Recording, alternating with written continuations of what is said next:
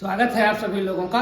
और आइए आज अपने लोग हाई स्कूल के हिंदी के तीसरे अध्याय सवैये के दूसरे सवैया को पढ़ें, जो रसखान जी द्वारा रचित है। आइए देखें कि रसखान जी जो कृष्ण के अनन्य भक्त हैं, वो दूसरे सवैये में क्या लिखते हैं, भगवान की किस छवि का वर्णन करते हैं। तो मैं बार बार आपको बताता रहता हूं कि कोई भी पद्यांश आ रहा है, 4 हेडिंग में उसका समायोजन होगा: संदर्भ, प्रसंग, व्याख्या और काव्यगत सौंदर्य। तो इसके अगर दूसरी सवैया आ रही है तो इसके संदर्भ में क्या लिखेंगे? प्रस्तुत सवैया हमारी पाठ्य पुस्तक हिंदी के काव्य खंड के सवैये नामक शीर्षक से ली गई है। इसके रचयिता हिंदी साहित्य के इतिहास में भक्ति काल के, सगुण शाखा के, कृष्णाश्रयी धारा के प्रमुख कवि रसखान जी हैं। जहां आप रसखान लिखें उसको इन्वर्टेड कामा में बंद करें। अब ये हो गया संदर्भ।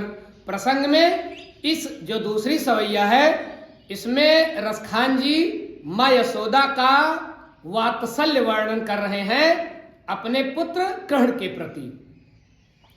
तो प्रसंग में लिखेंगे कि इसमें यशोदा मैया के वात्सल्य का वर्णन किया गया है कि कैसे वो कन्हैया को प्यार करती हैं, दुलार करती हैं, श्रृंगार करती हैं।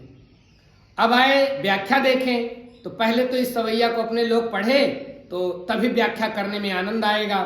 देखिए रसखान साहब क्या लिख रहे हैं।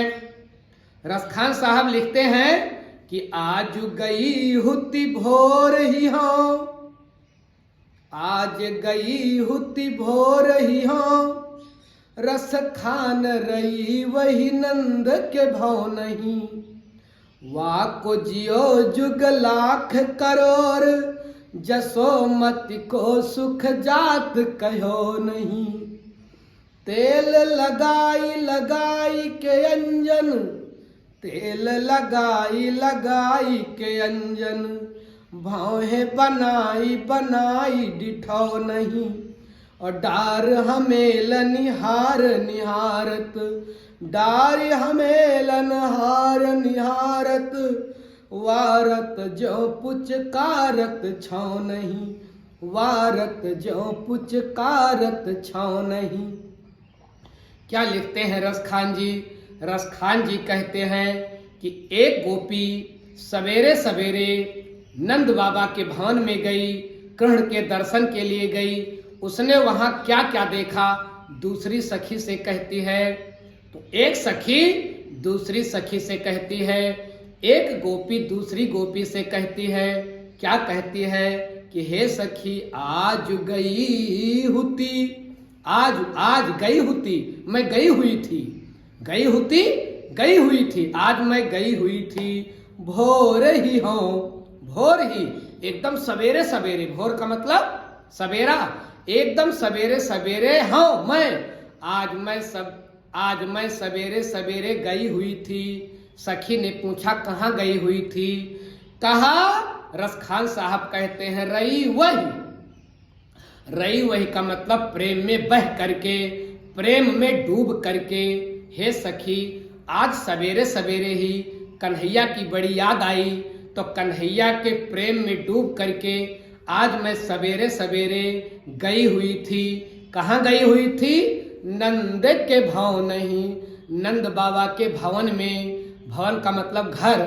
नंद बाबा के घर में मैं आज सवेरे सवेरे गई, कन्हैया की याद आई, कन्हैया के प्रेम रस में डूब करके मैं आज सवेरे सवेरे नंद बाबा के घर गई थी। सखी ने कहा क्या हुआ वहां?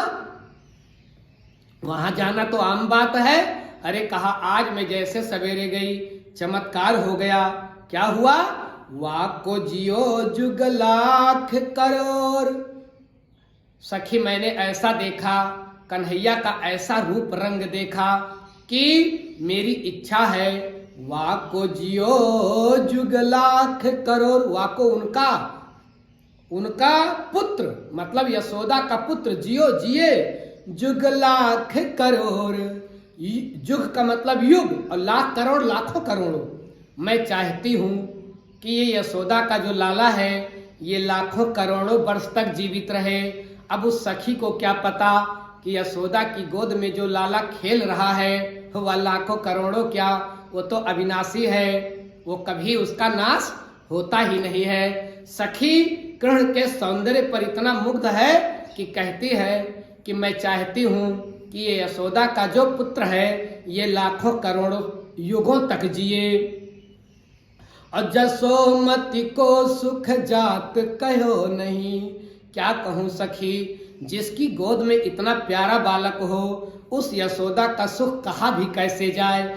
यशोदा को जसोमती को सुख जात कहो नहीं।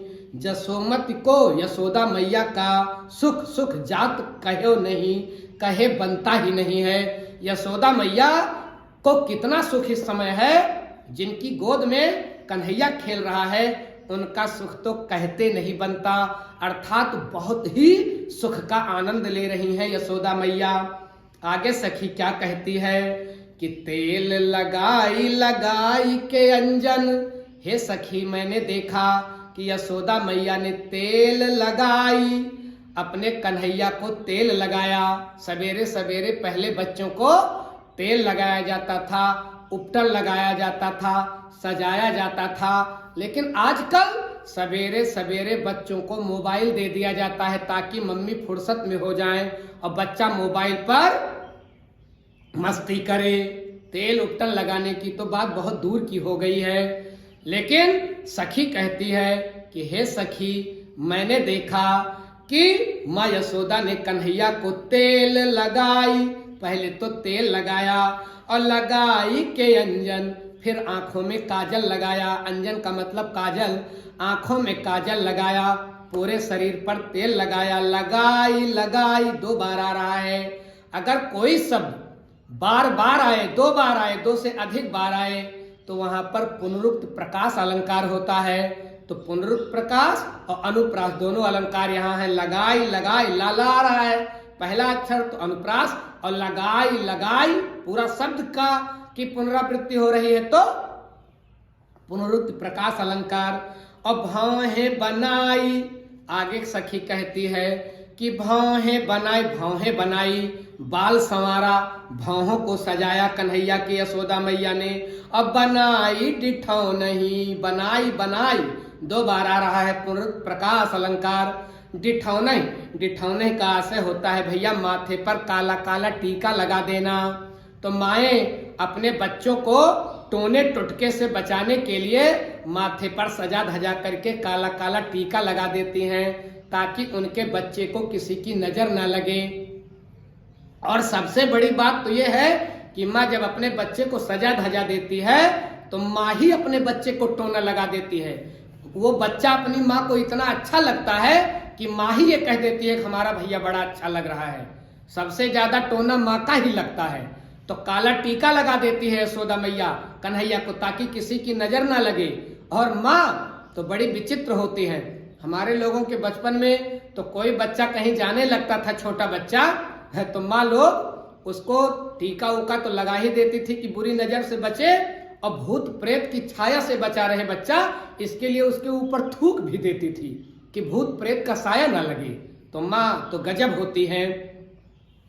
तो यशोदा मैया ने अंजन लगाया, तेल लगाया, भौहें सजाई और एक काला काला टीका लगा दिया ताकि कन्हैया को टोना ना लगे। कन्हैया सांवले रंग के हैं, श्याम हैं, लेकिन सुंदर हैं, विचित्र हैं कन्हैया।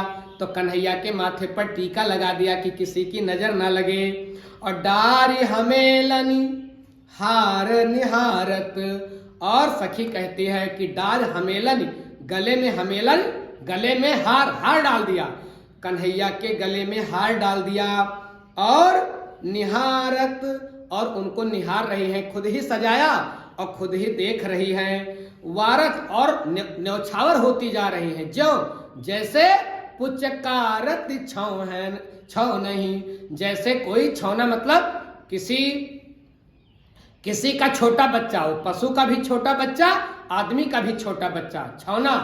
तो छौना मतलब यहाँ फिलहाल पुत्र अपने पुत्र को ऐसे पुचकार रही है जैसे कि कोई छोटे पशु के बच्चे को पुचकारता है। देखिए, ज्यों ज्यों का अर्थ होता है अपने जीवन, और ज्यों का अर्थ है जैसे कि, दोनों, तो दोनों से अर्थ बैठ जाएगा। देखें, डारी हमेला निहार निहारत, हमेला हार, गले में हार डाल करके निहार रही हैं, और वारत ज्यों, और अपने जीवन की न्यौछावरी कर दे रही हैं, और पुचकारत छौ नहीं, और अपने पुत्र को पुचकार रही हैं। एक अर्थ तो आप ये बना सकते हो। और दूसरा, डार हमेला निहार निहारत, हमेला गले में हार डाल करके निहार रही हैं, वारी जा रही हैं, न्यौछावर होती जा रही हैं, बल जा रही हैं अपने कन्हैया के लिए। और ज्यों पुचकारत छौ नहीं, जैसे कि कोई छौने को पुचकारे, जैसे कि कोई बछड़े को पुचकारे। तो इस तरह से एक सखी दूसरी सखी को बता रही है कि आज सवेरे सवेरे जब मैं नंद बाबा के घर में गई तो वहां ऐसा नजारा देखा, यशोदा मैया का सुख तो कहते नहीं बनता। ये रहा भैया दूसरे सवैये की व्याख्या। आइए देख ले कि दूसरे सवैया में काव्य का सौंदर्य क्या है। तो देखिए, इसमें सबसे पहले हम लोग देख लें कि किस भाषा का प्रयोग किया गया है।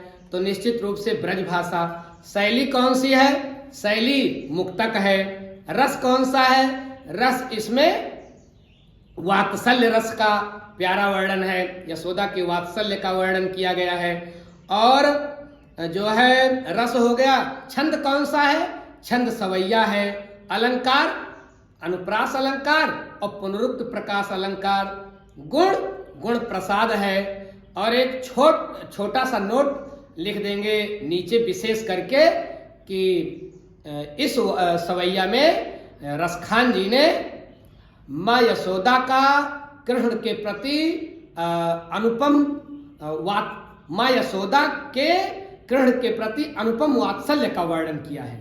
तो ये हो गया इसका काव्यगत सौंदर्य। ऐसे ही सवैये के जो शेष पद बच रहे हैं, शेष सवैया बच रही है, उसको लेकर के शीघ्र ही आएंगे।